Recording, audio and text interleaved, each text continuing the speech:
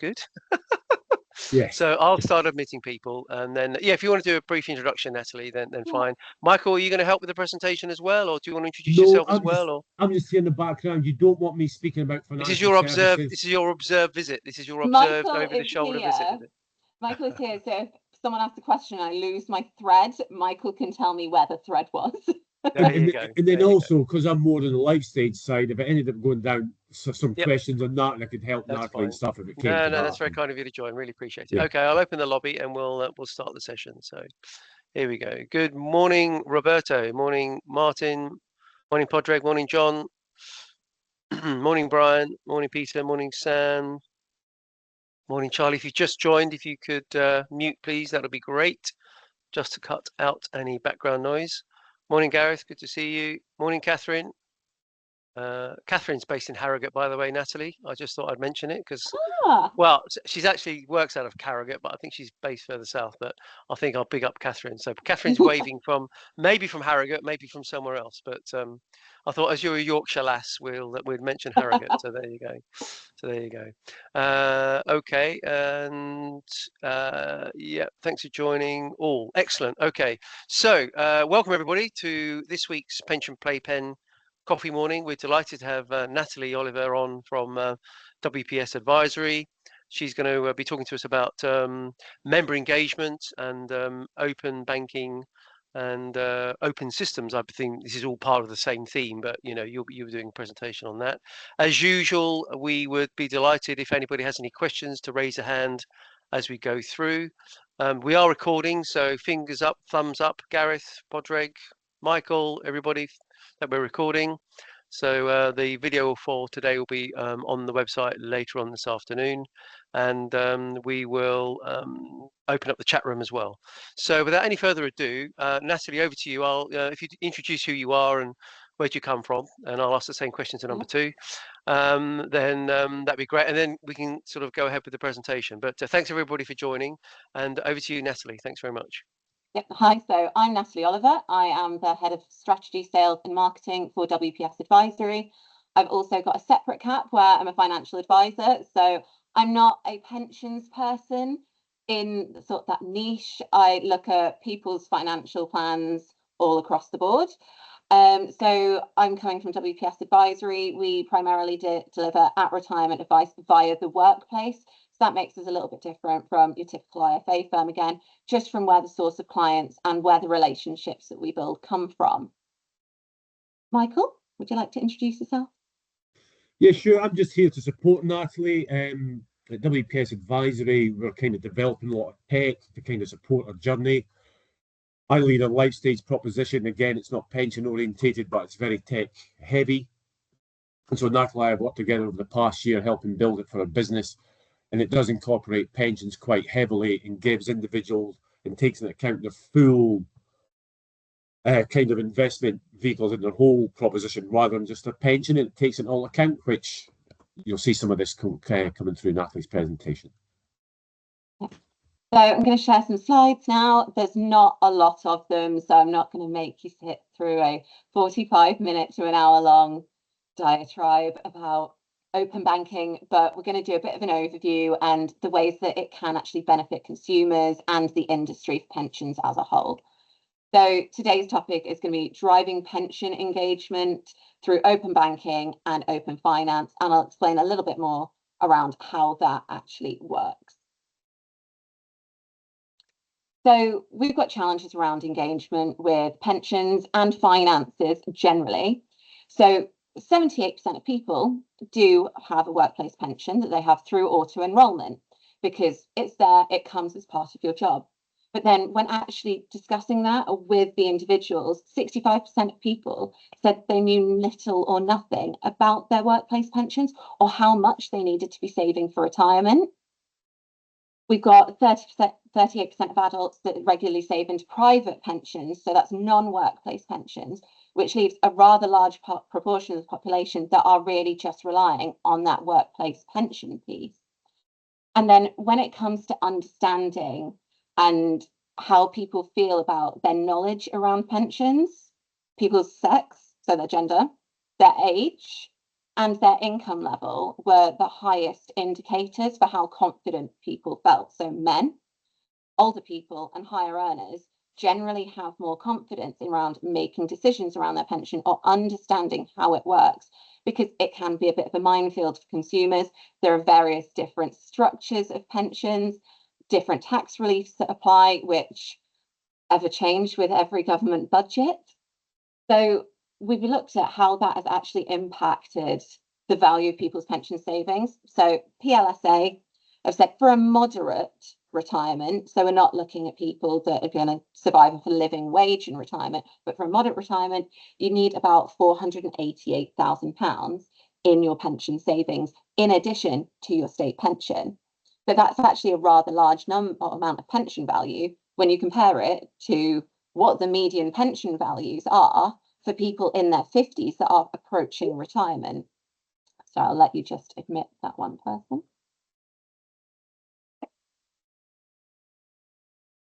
So from those values, we know that there is a shortfall in retirement savings, and that engagement is the way that we need to drive that forward. There is affordability issues in there.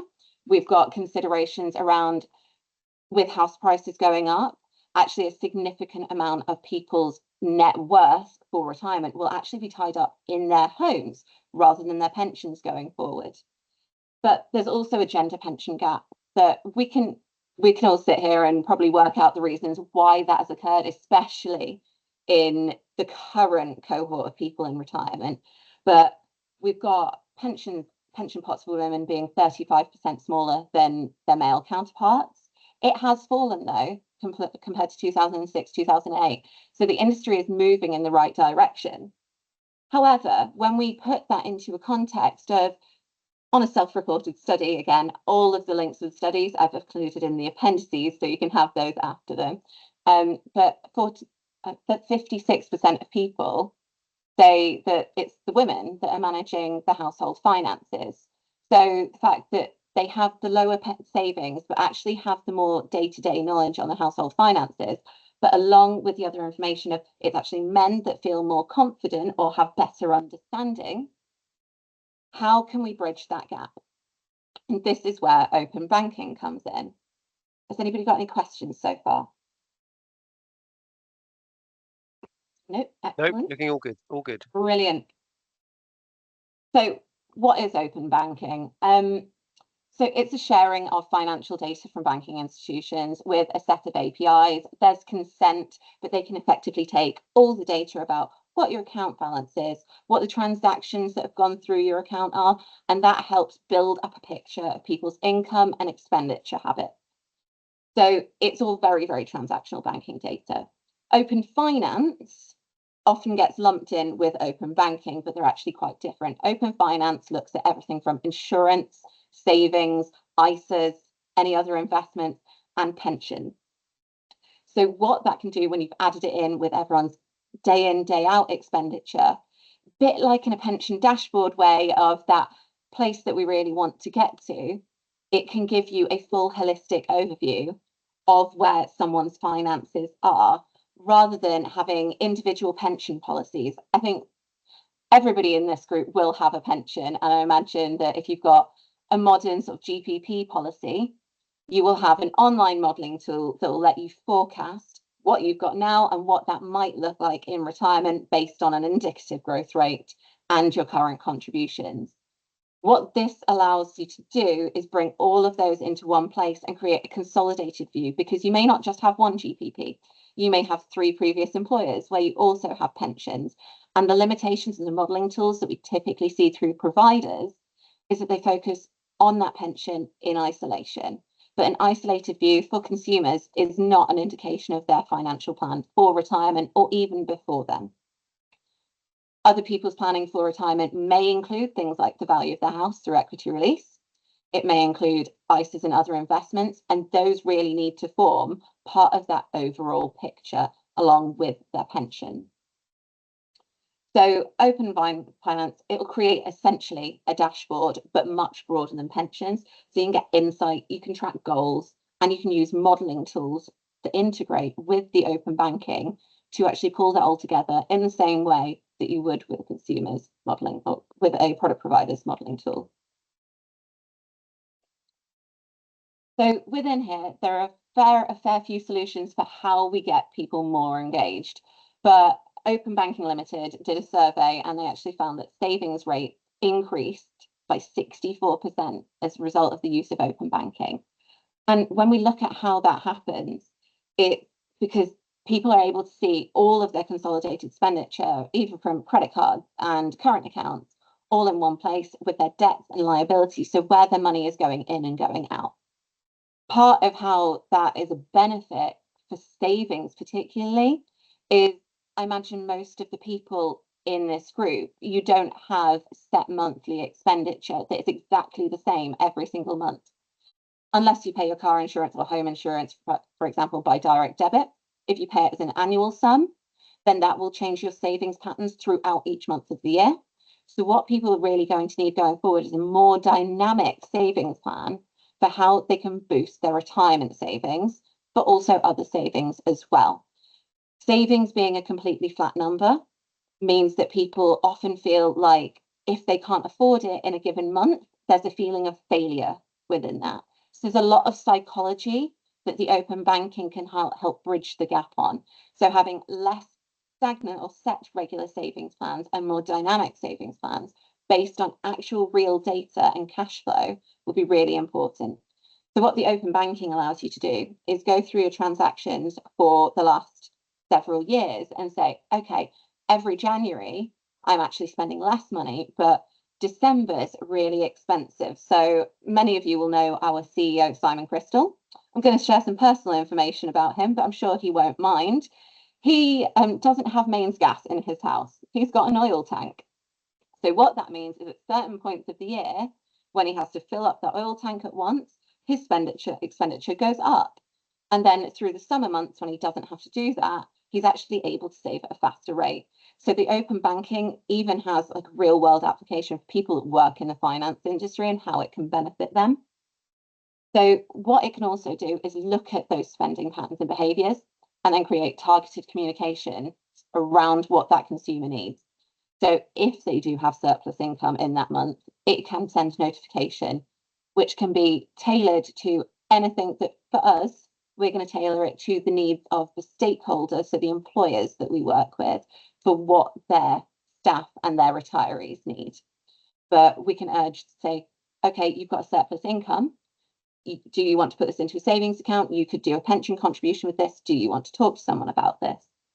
Then from there, we can look at AI-driven insights as well. So it will be able to predict what is likely to happen going forward in spending habits.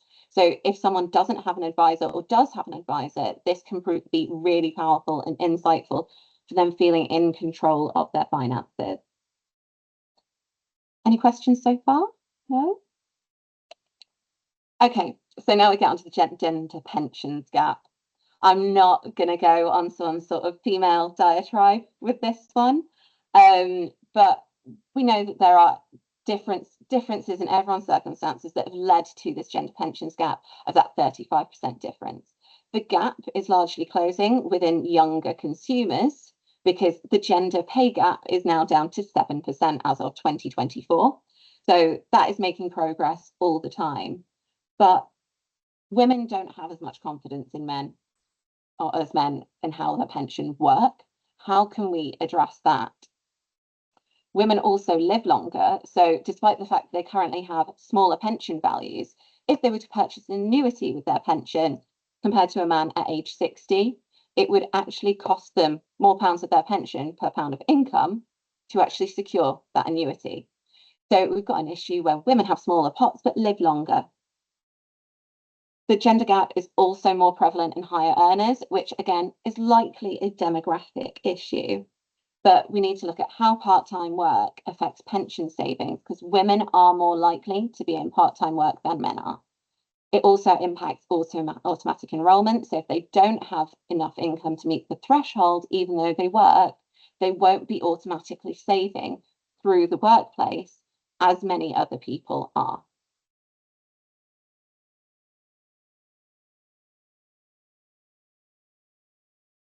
So over the last week, a few members of our team have been out and about talking to trustees, different providers, and our consumers.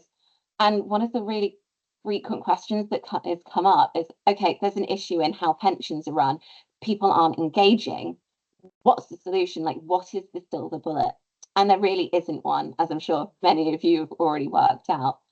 But open banking and open finance, by bringing that piece together and making pensions part of people's day-to-day life, rather than just out there as part of their retirement plan that they don't really engage with on a day-to-day basis, getting it into that open banking view where they're watching their contributions go in each month, watching how that impacts their long-term plan in a model, that could be really, really crucial for engagement. Looking at their pensions as part of a big picture of other investments with, for example, what we're working on at the moment with our modelling tool is if someone has or discretionary or expenditure available income that they haven't otherwise allocated, if they wanted to invest that, what does it look like if that money stays in their pocket or in a cash savings account? What does it look like if they put that money into a stocks and shares ISA? What does it look like if they put it into a pension instead of an ISA? Or what does it look like, for example, if they overpay on their mortgage, if they have one? These are really, really key considerations that people have every month. And they make these decisions without the ability to see or feel what the outcome looks like.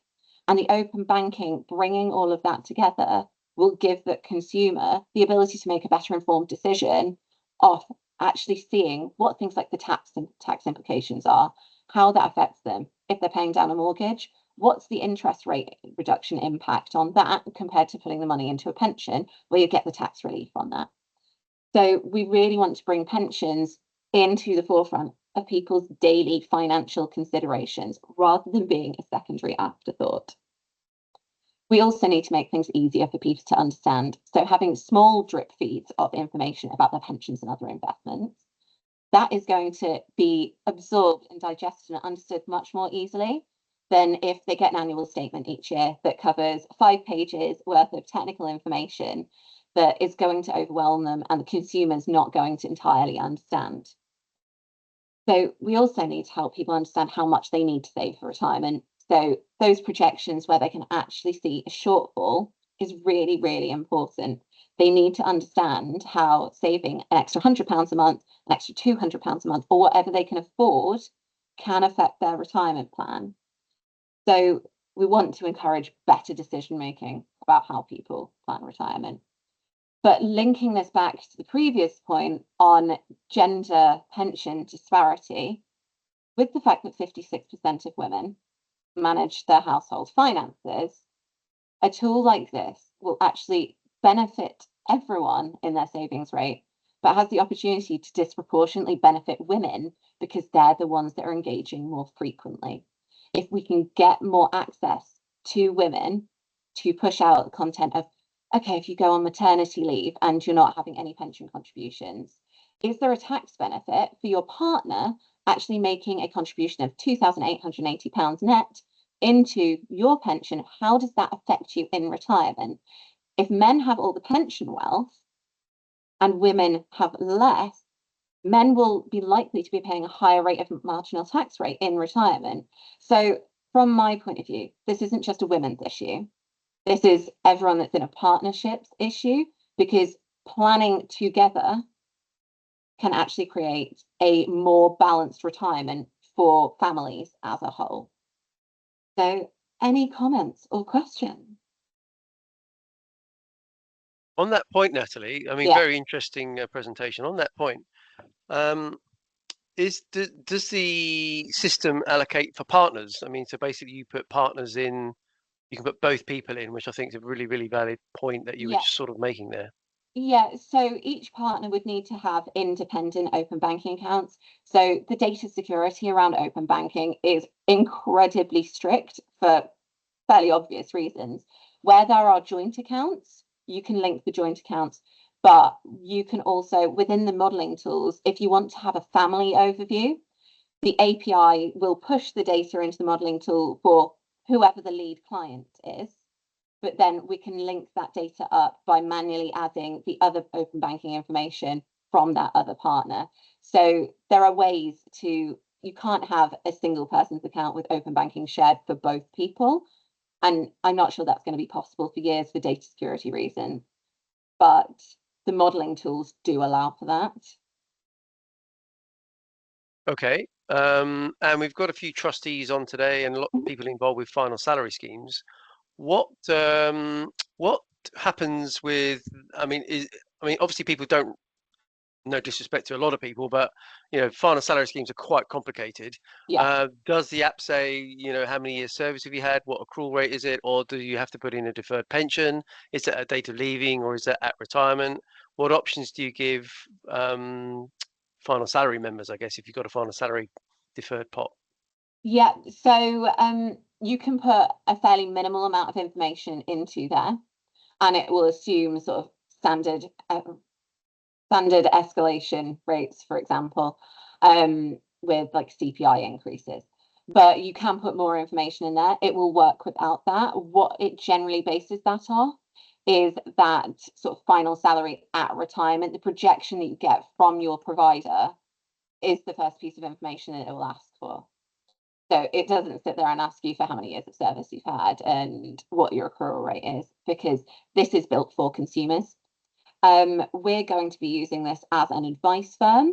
So what we will do for our DB clients, for example, is we will help them enter that detail in a much more detailed way. So there will be more accuracy in that. But if you use the retirement projection and what age the normal retirement date is, it gets very close. Right. Okay. Thank you very much.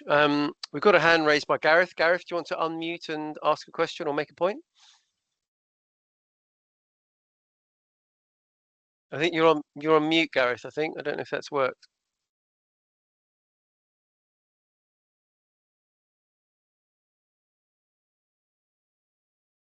Or maybe type your question into the chat and we can do it that way. Type your question into the chat. That might be better. We've got another question in the chat regarding, does the model sit on the client's computer and do you model salary sacrifice? There's another question in the chat. Okay, yeah, so salary sacrifice can be modeled, yes. So the model can sit in one of two places. So the software can either be used as an app on a smartphone or an iPad or a Google tablet or anything like that. But there is also an online version. So how any of this is used by consumers is really up to their preference and how they find it to be most easy. So I'm of a generation where I'm glued to my phone most of the time. So I run everything through my smartphone. Michael over here found it much easier to effectively say, right, I'm going to set everything up on my desktop, because Michael, I hope you don't mind me saying this, Michael does all his open banking or all his online banking through a computer. So the login details to actually get those connections set up running through his computer, not his smartphone. So it needs to be inclusive enough that anybody can use it as long as they have a computer or a smartphone. So it can sit wherever, whatever is most convenient. Are you suggesting that Michael's slightly older than you then, Natalie, are you? Or just a little bit. Just a little bit.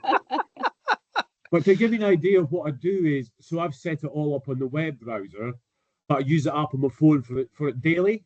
And then just my preference, because I prefer a bigger screen, anything I have to input myself, I'll go back to the web browser. But then for my daily management, I'll use the app for all the notifications. I just don't want to be squinting at the screen all the time, because I'm not, older generation, I guess. Yeah. Just in response to John's other point of, can we have an app link? So what we can do is set up a demo account and circulate that through the Pensions Playpen group.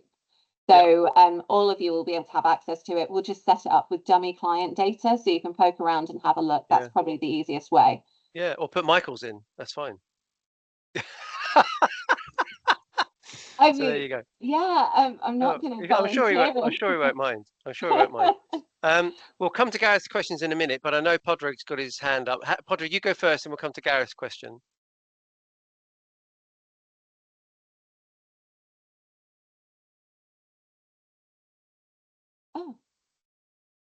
Oh, I can't hear you either, Podrick. We can't hear you either. Is it something I've done? I don't think so. Usually we can hear everybody and it works. Podrick, say it again. No, okay, that's fine. Podrick, put your question in the chat. We'll come back to Podrick. So, Natalie, the question from Gareth is, in modelling terms, does the app take into account state benefits, interruptions of employment, low pay, and particularly increase the means-tested benefits when contributions increase? So, is there a link to state benefit calculations or rules? Yeah. Yes, so within the open banking app, so the framework that we've used for the open banking is powered by MoneyHub. They have a state benefits calculator within there. It works brilliantly. So what you'd be able to do on there is say, right, the state benefits calculator, something's changed in your circumstances. Anyone can go on a limitless number of times to see how their income and expenditure and all the data that we've got from the open banking around their employment, how does that affect their entitlement to state benefits or means tested benefit? Great. Okay, Podrick, I heard that cough, by the way. So that means you're. Oh, did you? Yeah, I can hear you now. Oh, I don't know what's going on. It says that I'm unmuted. There we go. Okay.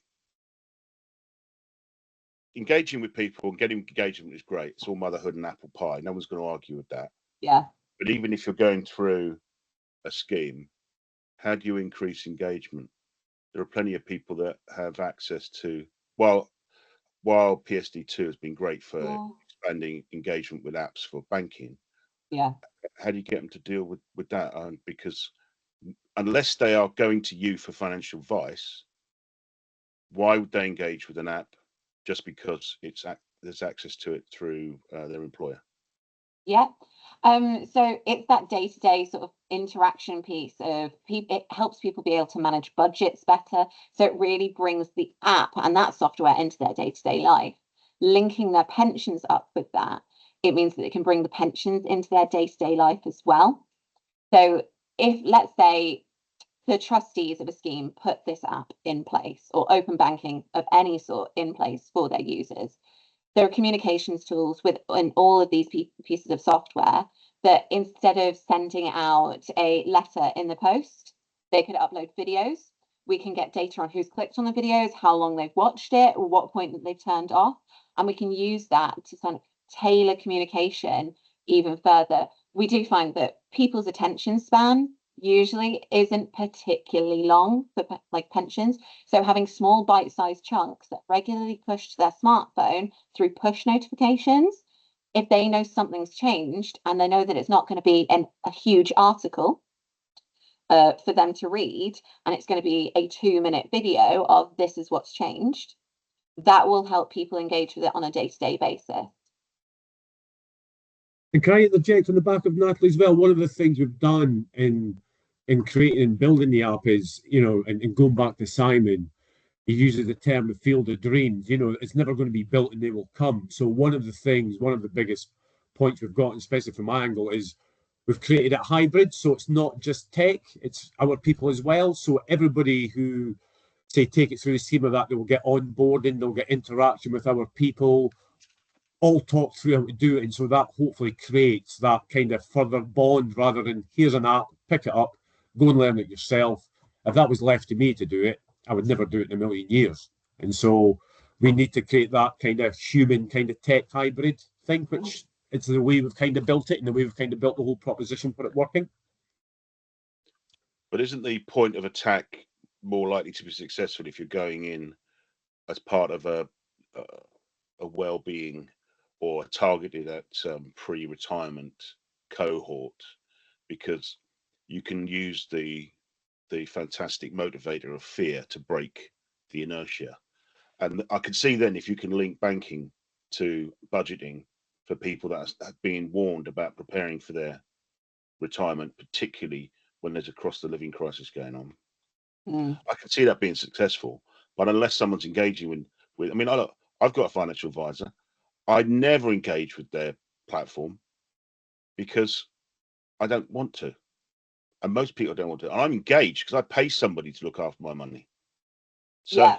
I think breaking that inertia is the hardest thing to do. So I'm wondering if maybe you're targeting certain cohorts who might be getting to that drop-off point, and you can play on that fear, because that's the only thing that's going to get people pull their finger out.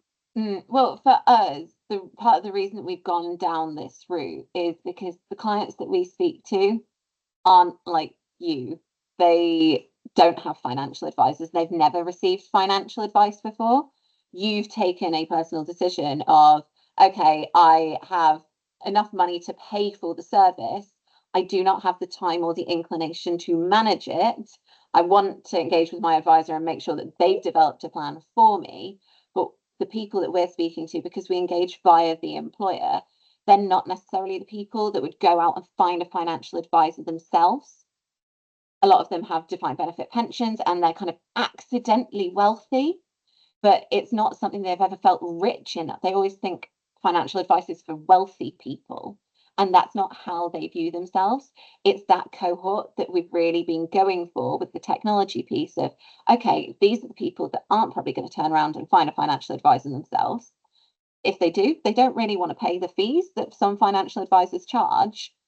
We still need to help those people, and that's where it really ties in. So the advice boundary review that the FCA released, it was quite convenient time for while we were developing this, because that sort of guidance piece, or that sort of targeted support that comes from that advice, or in that advice boundary review, that is going to help bridge that gap of people that aren't going to get advice, but we really need to get them to engage more with their pension, because people that have a financial advisor may not be so inclined to go and check every day on the value of their pension, but they've gleaned quite a lot of knowledge of how pensions work from their financial advisor over time.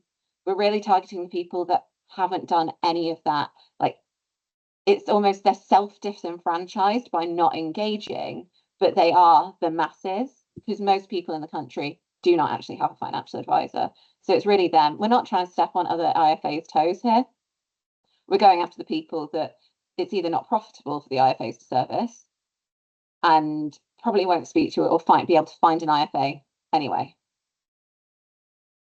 Yeah, just for the record, let me assure you that I don't consider myself to be rich either. It's just cost I'm prepared to take on to mitigate the risk of not having planned for my retirement, should I get one. Thank you. Padraig, in that same sentence, you haven't mentioned the wonderful, one of your favourite topics, which is dashboard. Yeah, go on then, Steve. I was going to give other people an opportunity, but if you don't mind, go on. You strike while the iron's hot. Yeah. Okay. Where do you stand? Where do you stand on dashboards? Because if you wait for what the government or the PDP is trying to do, it's never going to happen. Yeah. And you're using, it's a question, I suppose, you're going down the route of what's essentially a kind of commercial dashboard, if you like. It's interfacing with their banking, so that you can bring on us together. Is that just, are you anticipating many more people just taking this and running with it? Open bank or open finance to an extent is actually faced by the same issues that pension dashboards have, in a way. So I think this goes further, and this will build a bigger picture of people's plan. So do I think that open finance is likely to supersede pension dashboards before they actually completely happen? Yes, potentially. But one of the key issues with pension dashboards is actually the technological capability of the providers to get the data shared. And that applies with open banking as well. Open banking and open finance work through API links. If you've got a Prudential pension that you set up in 1992, that you get a paper statement each year, but you either have to phone up or get a paper statement to actually see what's happening to your pension, and there's no sort of online access. The technology can't bridge a gap between the internet to paper. So the providers are going to have to do something in the same way as they will for pension dashboards. With this, you can manually add all those old little policies with the valuation and as of what date. You're not going to get the same level of analytics and breakdown from those policies as you would for something where there's an API feed. So ultimately, it does more than pension dashboards, but we're actually running straight into the same issue that they're having with pension dashboards. Something from the provider side is going to need to change to actually benefit the consumers, but there's no current impetus for them to do so because it's going to cost them a lot of money to get the technology in place to modernize or even convert all these old policies onto their new sort of platform arrangement. So I think it's going to be a slow burn, but the more take up there is with things like this, if the providers realize they can actually get more access to consumers and more contact and more engagement with them, that could be a motivating factor. So it's almost going to be, does the cart or the horse go first? And I think the industry is going to have to probably drag the providers into a position where they can see a benefit and a gain for themselves to invest in this. Yeah, they'll probably put the cart horse first, but they'll have it arse about face. Yes. But yeah, I take your point. I take the point about, but we know that there's that problem with pensions, and that's why people keep. That's why the government, as well as everybody else, has said that we can't do this; it's too difficult. But they could have done it with DC. Yeah. And we haven't done it with DC. I So know. we're holding everything back for the simple reason that we can't do everything at once, and that is a Mm. really stupid way of developing technology. Exactly. So as Michael said, we've kind of done it on a kind of, we don't want to build loads of stuff and then it doesn't benefit everyone. We kind of wanted the framework in place to get a starting point and then let the consumers lead us to where they need us to go, or in a part, the industry, like let them lead us from where we need to go. So one of the integrations that we've been looking at as a firm is, okay, if people have all of these old style pensions that from previous employers for the last 30 years, how can we look at, if we can't get those providers to actually be able to modernize their software, is there a way to offer pension consolidation advice for DC pensions in a way that is much more cost effective for consumers? And that opens up a much bigger can of worms of, I don't think I've mentioned very much. I've mentioned once about like modeling forward about how AI can benefit that. AI and robo advice, it's going to come to the fore, but how it is used, we need to be really, really careful about, because we know that everything we do, like all we're trying to do is avoid a consumer detriment. And the testing that it's going to take for us to get to a point where AI can look at a pension and say, well, it's like, this is the fund it's in, the charge is 1% for this entire policy. You could transfer it into something that is going to be of exactly the same risk rating, but is going to cost you half the amount. So therefore, there's a benefit in there. How do we get the AI to pick out all the little idiosyncrasies of what if it's in with profits? What if it's in all of these sort of different solutions? What if there are guarantees on it? So it's going to be a very iterative process over quite a few years, I'd say. But I'll take the point. I'll take the point. Okay, it still doesn't. The fact is that the number of those policies are dwindling, and that some of the companies have got really good at transferring them out quickly. Yeah. So now they're at the league tables for doing quick transfers, and then kind of people that Pension B keep pointing to and using as a stick against schemes that are holding back because they fear people are getting scammed. Mm. So what about the 10 million people that have gone into AE for over the last 8 years? You know, that's the direction, and yet we're still trying to build a system that will become obsolete very shortly. You know, that's my problem. That's why I've had a problem from the beginning. I think I spoke to Yvonne Braun 8 years ago about PSD2 and open banking and why it wasn't being implemented within this, and they said, well, we don't think we need it. It was a stupid response then, and it's still stupid if there's a way of giving consumers the agency to exchange information with their financial companies. That's not your fault. I'm just saying. No. It's all Natalie's fault. I'm banging the drum for open banking because it's about the consumer benefit. Like at the end of the day, it's better for them, so we should do it. But I completely agree with you. Just picking up on another note. Thanks for your questions, Padraig. Really good. Just picking up on another note from John Mather. How do you monetize the service? Obviously, you mentioned earlier that you're looking for consumers, let's call it the radar, below the radar, Yeah. with the radar being, well, I can pay for advice. So underneath that radar, how do you monetize the service? Do you charge a monthly fee? Do you charge employers a fee? How does that work? Yeah, so for our version of the app only, so that is the open banking plus all the modeling integrations that we've got. We charge a monthly fee. It's £5 per month per user. But the way that we are currently going to market with this is actually not direct to the individual. We're going through the employers. So we're looking at how it can be funded either by the employers wholly or through salary sacrifice, because it's not pure salary sacrifice, but there's still a national insurance benefit on there. So that's how we're monetizing the service. Additionally, within there, we're not currently making any money off it, but what we are going to put in is links to general insurance. So it's almost like it ties into something like Compare the Market. But there's another service that we're looking at as an integration. Actually, Michael, do you want to take this and explain what Paylo does? Because it's yours. So going back to some comments you made earlier, Padraig, so the other thing we're doing with it is trying to make it like a go-to thing for consumers as well, not just about pensions, but for everything.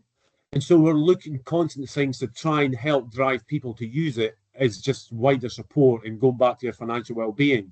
So we're in talks with a company called Paylo. And so what they've got, so if you log into the app, there'll be a link, and basically it monitors all your subscriptions, so your Netflix, your Sky, your utilities, everything. And then because it's got access to your open banking, it knows when the subscriptions and that are coming up. So you'll get, alerted when your things, it's about to expire, and it'll say, and then you just click a button, it'll give you your best options, and you can do it all through the app. And then the individuals are then saving money and stuff like that, on an annual basis, and it'll keep on tracking them. So we're trying to get things like that in there to get the consumer. So basically, they should be using it a lot more often for basically everything financial, including their pensions.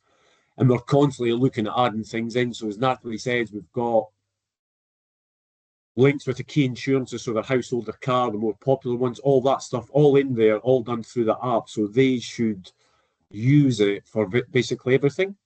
And then within it as well, there's a document hub. So anything you've got, insurance or anything, you could store securely in the hub.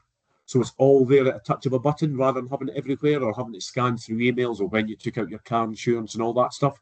So that's a plan for it to kind of hopefully be for the go-to thing for everything, basically, taking into account pensions as part of it as well.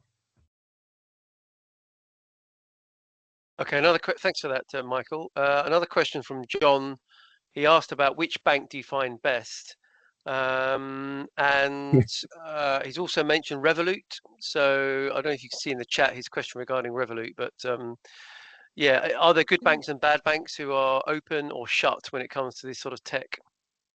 Yeah. So all the major banking institutions are on there. Actually, I might share my screen and just show you what there is. Right. Can everybody see that? Right, so you've got savings and you've got different banks.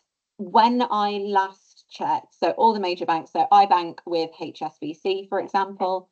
So HSBC, that's there. All the major banks are there. I also have a savings account with Shawbrook, which it might have changed now. No, it hasn't changed. So Shawbrook do like the regular savers with the like fairly high interest rates for the first year to draw you in. And I am a sucker for changing my savings accounts every single year.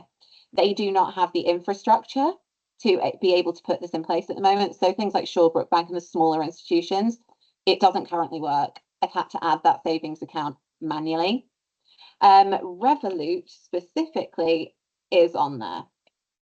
So you'd go and access your Revolut account. If you were logging in through your phone, you'd click agree and it would open the app on your mobile phone, and then Revolut would say, right, do you give permission for data sharing with this piece of technology? And you'd say yes through Revolut, and then it would bring you back into the app or the desktop version. Okay, that's looking impressive. And I know if Margaret Snowden was on here, she'd be talking about She's anti-scamming. seen it. If Margaret's happy, then Pension Playpen's happy. So if she's seen it and has she given it a thumbs up, or what was her interpretation of the kit? So she saw an earlier version where there was a bit less going on, but it was fairly positive, especially from the anti-scams point of view of the open banking, the regulations around it. She's very aware of how strict they are. So the fact that you can re-authenticate, I think her perception was positive when we spoke to her. I think she liked that we're trying to do something a bit different for consumers as well, though, because even though we've got the subscription for the tech only part of this, what we've also tried to morph this into as a firm is financial advice via subscription as well. So it's essentially an annual fee paid monthly still, but they don't have to keep going for an infinite amount of time. They're not going to get slapped with huge upfront fees to have a financial health check. It would all be included within the service. So one of our services, which is called Life Stage, that Michael is running, so the bronze proposition for that, it's 3 financial health checks throughout an employee's working life. This is designed to be funded either by the employer or by salary sacrifice. So that would be on joining the company or starting employment, a midlife MOT, so about 15 years out of retirement, so we can really start getting that retirement piece bolted down while they can still do something about it. And then our historic bread and butter, which is that at retirement advice piece of how people structure their retirement plan. We're trying to basically do financial advice by subscription. Yeah, I mean, we've done a Playpen event in the past where it was quite a popular thing. People were talking about coaching or financial coaching. So the analogy for Yeah. younger people would be going to having a personal trainer, going to the gym and going 40 quid, 50 quid, 60 quid. But a lot of that really depends. If you're regulated by the FCA, what does signposting or guidance look like today, whether you can actually deliver that, and where does advice start and where does the guidance stop, I suppose, is where we're at. But can you see that naturally happening in the next year or two, that younger people especially will go, well, actually, bang, I'll pay 60 quid because it's like me going to the gym, but it looks at all my savings. Yeah, well, it's cheaper than a gym membership, really. So so with that, I think the advice boundary review is really actually going to push things forward, because I think that hesitancy between where's guidance end and where does advice begin, it's going to provide some clarity on how we can give that sort of targeted support. And guidance can be very, very generic and doesn't really go far enough to help people. Advice can be really, really costly. That sort of targeted support through people like you, there are always going to be outliers. It's going to come with endless disclaimers because it won't class people that have got specific vulnerabilities, for example. But for the sort of masses, that people like you are making X, Y, and Z decisions for these reasons, that's something that open banking and the technology and the data we can get from that will help us really, it'll build those pathways with us. So I think how it ties into the boundary review is going to be really important for how we deliver that kind of in-between space. From the advice side, when we're doing these sort of 3 thematic reviews through that subscription service, we see that as advice and not guidance, because that line is quite hard to draw. If you're straying into a point where you're looking at a specific product, we very much feel like that's advice and you need to deliver a personal recommendation on that. But there is likely to be somewhere in between in future, because not everyone needs a full piece of financial advice. They do just kind of want that pathway of what should I think about to make my decision.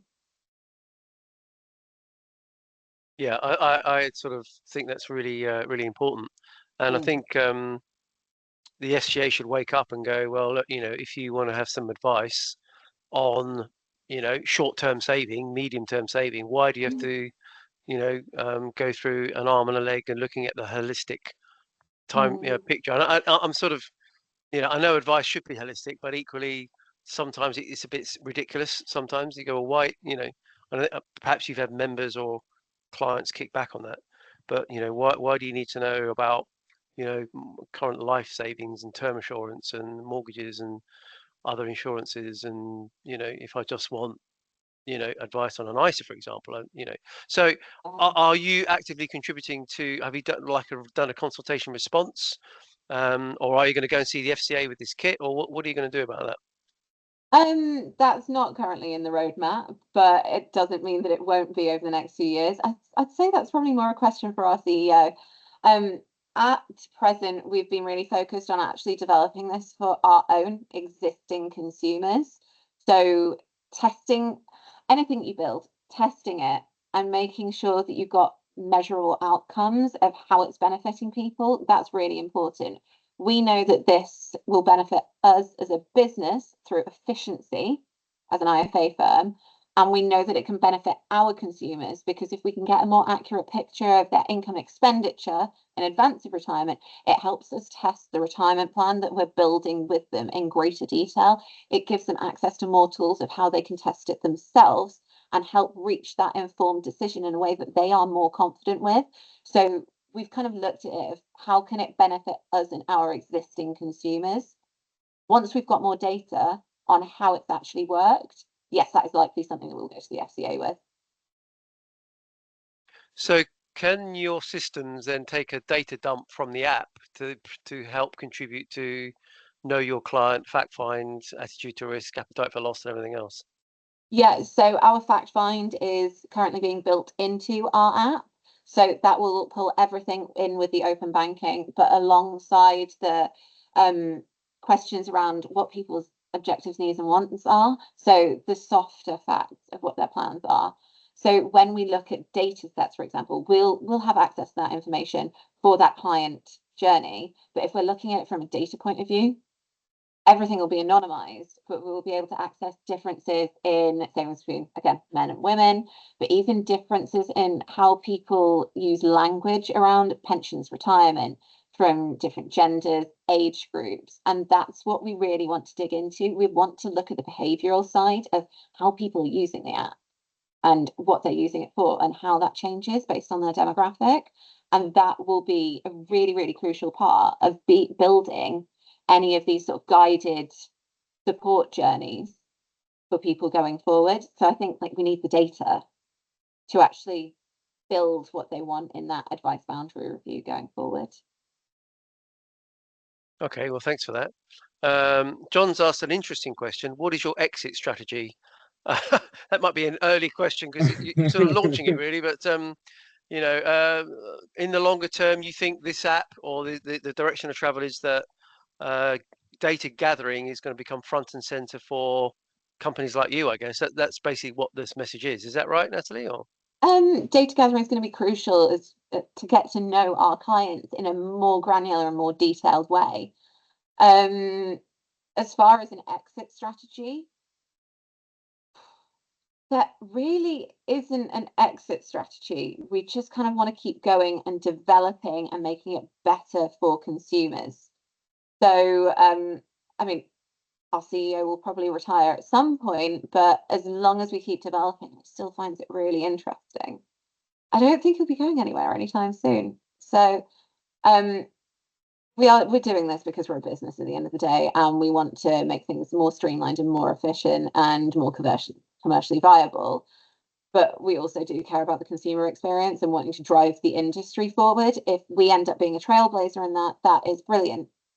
What we're actually hoping is that we end up in having a small slice of a rather large pie of everyone's identified that this has to be the way forward, technology to get engagement. So I think the industry is going to move this way eventually. We just need to get there and keep going and keep developing. Yeah, so that didn't really answer the question. We don't have an exit strategy. We're not exiting. Yeah, I know. It was an interesting question to ask, and John's typing again. But I think technology has got to be the way forward. Yeah. And this is what you're doing is, I think, a great step in the right direction. Regulators need to change, and Padraig would agree with me that there's been lots of frustrations with the FSA in the past. The regulator as well, who regulate a lot of the DB, DC, master trust schemes, they've got to be more open to innovation, and this is innovative, and will hopefully increase engagement with members, which is what what it's all about, and consumers.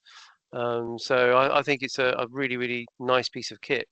I suppose my last question really is to talk about. So presumably you're talking to trustees, you're talking to consulting firms, you're talking to employers with GPPs or whatever it is, because the main angle of attack here is at corporate level. Is that Yeah. the main business plan is corporate entry points, I guess? Yeah, at present, that is the main entry plan. We will probably launch a direct to consumer version at some point in the future. But the corporate route, focusing on things like, I don't really like this phrase, but financial well-being. But for us, it's more about building financial confidence. If people are going to work and they're worrying about their finances and their heads aren't in it, they're not going to be as productive. And so it's kind of an employer issue. And we've got, in our existing stakeholder clients, we've got some employers in there that are quite paternalistic and they genuinely want to look after their staff. And this is part of that. And we're seeing a bit more traction in those kind of employers rather than just we're auto-enrolling our staff into pensions because we have to. So there's two camps. I think it'll get more traction with those sort of companies that are a bit more paternalistic. Yeah. No, I think you're right. And obviously, I think another important point that John's just made is he's developing a virtual call center. I do still think that, maybe it's 45-year-olds, 50-year-olds, 55-year-olds, 60-year-old, whatever, there's going to be an element that like the tech, can use the tech, but they just want that, they want to talk to something or somebody. Now, it might be an AI bot. I mean, you cannot believe this, but I booked a table at a pub with an AI recently, and it was literally like talking to someone. The intonation, the rise and the fall of the voice, the pause, the delay, the response, and it was only at the very end you realize you were talking to a computer. It was absolutely amazing. So that tech is out there. So presumably some form of call center, virtual call center, must or will have to be developed to support that, because you're not going to be able to cope with 1,000, 2,000, 3,000 calls a day. Possibly no, not. we're not. And I think that's at present, that's why we're keeping the scale kind of to our traditional market of where we've always got business from, because we can control resource as each contract goes live. If we went direct to consumer and put an advert out on the television, for example, and there are thousands of people that think, oh, I'm going to download it. We have a help desk. We still want, even though it's technology, our business is about people. We want a person at the end of the phone. So all of our consumers are able to pick up the phone and speak to someone at our help desk, and they can say, oh, I don't know how to add my DB pension account on. Can you help me? And we need the answer to be yes, we can help you do that. So at the moment we're kind of developing, but slowly in a controlled fashion, that we can actually service everyone, because there's no point developing something and then delivering a poor service. Absolutely. Under promise and over deliver, always a good line. So there you go. Okay, well, listen, we're at the hour point. Cannot believe it's already got to an hour. So thank you so much to you and Michael for your presentation. I wish you all the best with it. There are quite a few. Has Padraig still got a question to ask? Oh, he struggles sometimes with holding his hand up too long. But I don't know. Padraig, have you got another question, or is that just a hand raised mistake? There we go. So it's a hand raised mistake. So no, honestly, thank you very much. Good luck with it. We've got a number of schemes and trustees on today. If you could send us the link to the demo, that would be brilliant, and then we can send it out to the wider Playpen membership, because it is about information sharing, innovation. But we do genuinely wish you success with it. So thank you very, very much for the presentation. And if you are happy to share the slides as well, that you. Of course, I'll get those sent across to you today with the demo slides, link. That'd be great. That'd be absolutely perfect. Okay, well, thank you very much. Thank you very much for everyone that's listened. Lots of virtual claps as well, and lots of best of luck. So thanks, John, for that as well. And really appreciate your time today, Natalie and Michael. That's really, really good. Join us next week for a deep delve into later life care. Ooh, it's on the if you haven't been involved with later life care yet, it's a real mind opener. So it's going to be very interesting to see what later life care looks like nowadays, and it's very expensive and very complicated. So please join us next week for later life care, which I think is going to be quite interesting as well. The video of today will be up and running this afternoon with the podcast. And as usual, we pray for peace in the East. We've got some peace in the Middle East now, which is great. Let's hope the ceasefire holds. And Natalie, again, thank you very much indeed for your time, and enjoy the rest of your day, enjoy the rest of your week. And thanks everyone for joining. Thank you. Thanks very much Take for care. having us. Thank All you. right. Bye. Bye. Well done. Take care. Bye. Bye.